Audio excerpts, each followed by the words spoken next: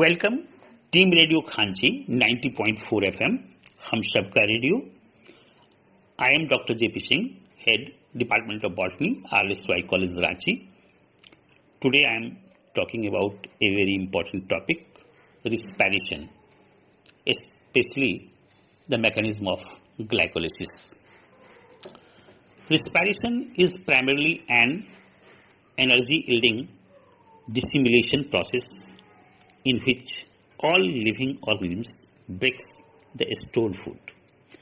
In this process, high energy containing substance, generally carbohydrates, protein or lipids, are broken down into a stepwise manner under enzymatic control into simpler substances of lower energy contents. So far the respiration is concerned in the plant, it slightly differs from animal in the following way. First, breathing movements are not performed. Second, gaseous exchange is masked by photosynthesis in the daytime. Third, oxygen needs not be utilized. And fourth, CO2 may not be released in some cases like succulent and red leaves. Respiration can be defined as a catabolic process in which organic matter is broken down into simple chemical compounds with subsequent release of energy. The equation may be represented C6H12O6 plus 6O2 is equal to 6 CO2 plus 6 H2O plus 686 kilocalorie energy. Now I coming to types of respiration. The respiration may be aerobic or anaerobic. When it takes place in presence of oxygen, it is called aerobic respiration. When it takes place in absence of oxygen, it is called anaerobic respiration. The protoplasmic respiration is found in a starved condition where respiratory substrate is protein. Mechanism of respiration. The respiration starts with glucose in aerobic and anaerobic respiration. Initial reactions are common, as a result of which pyruvic acid is formed by breakdown of glucose. This process is called glycolysis or Emt Pathway. This process do not require oxygen, although this can take place in presence of oxygen.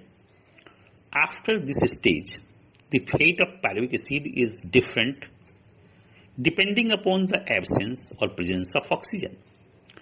If O2 is present, there is a complete oxidation of pyruvic acid into CO2 and H2O, and chemical reactions through which this occurs is called tricarboxylic acid or Tca cycle, or on the basis of the name of its discoverer, Krebs cycle.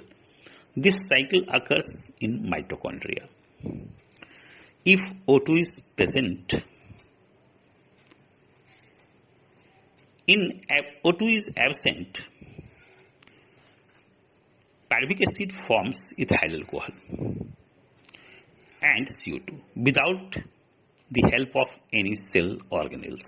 This process is called anaerobic respiration or intramolecular respiration. Now I am coming to glycolysis and its mechanism. In this process, each molecule of glucose is break down in stepwise biochemical reactions under enzymatic control into two molecules of pyruvic acid. All these reactions takes place in cytoplasm. That's why it is called cytoplasmic respiration. The course of stepwise degradation from glucose to pyruvic acid is termed as glycolysis. After the name of its tracer, the glycolytic pathway is also known as Emt Pathway or Emt Pathway.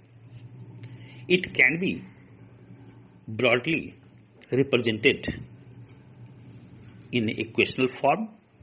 Glucose C6H12O6 is equal to 2C3 H4O3 plus 4 hydrogen ion. The detailed process of Emt pathway is completed in different steps, which can be represented as: first of all, glucose converted into glucose 6-phosphate with the help of ATP molecules. This process is known as phosphorylation. In this reaction, ATP converted into ADP. In this process, enzyme hexokinase act as catalyst. The glucose 6-phosphate converted into fructose 6-phosphate in presence of enzyme phosphohexoisomerase. This process is called isomerization. Now, fructose 6-phosphate converted into fructose 1,6-diphosphate, again with the help of ATP in presence of enzyme phosphofructokinase and magnesium ion. In the next reaction, the actual splitting of the hexose grouping brought about enzyme known as aldose into two molecules of 3 carbon compounds, dihydroxyacetone phosphate and phosphoglyceraldehyde. This dihydroxyacetone phosphate is then converted into its isomer phosphoglyceraldehyde under the influence of enzyme triose phosphate isomerase.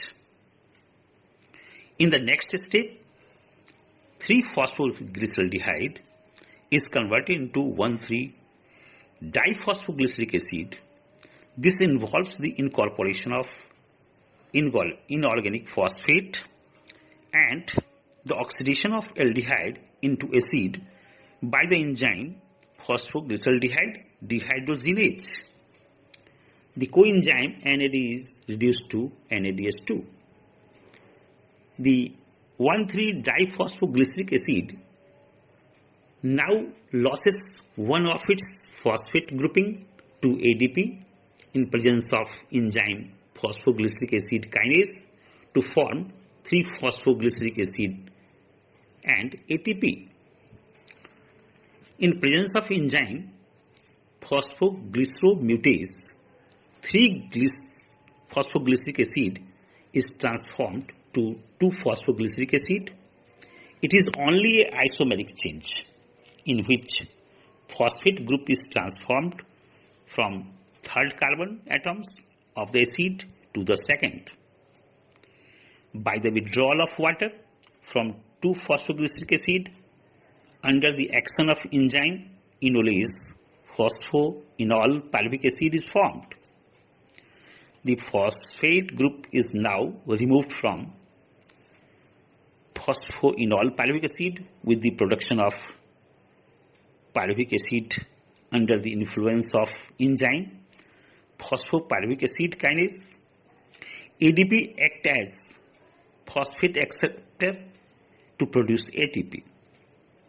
In glycolysis, each molecule of glucose yields 2 molecules of pyruvic acid and 4 molecules of ATP, 2 for each triose split off from fructose 1,6-diphosphate. 2 molecules of ATP are, however, consumed in the phosphorylation reaction, and therefore glycolysis results in a net gain of 2 ATP molecules. 2 molecules of NAD are reduced to 2 molecules of NADH2, which can subsequently be oxidized aerobically to yield 6 molecules of ATP. The total gain in ATP molecules in glycolysis in presence of oxygen will therefore be 8 instead of 2. That's end of the lesson. Thank you.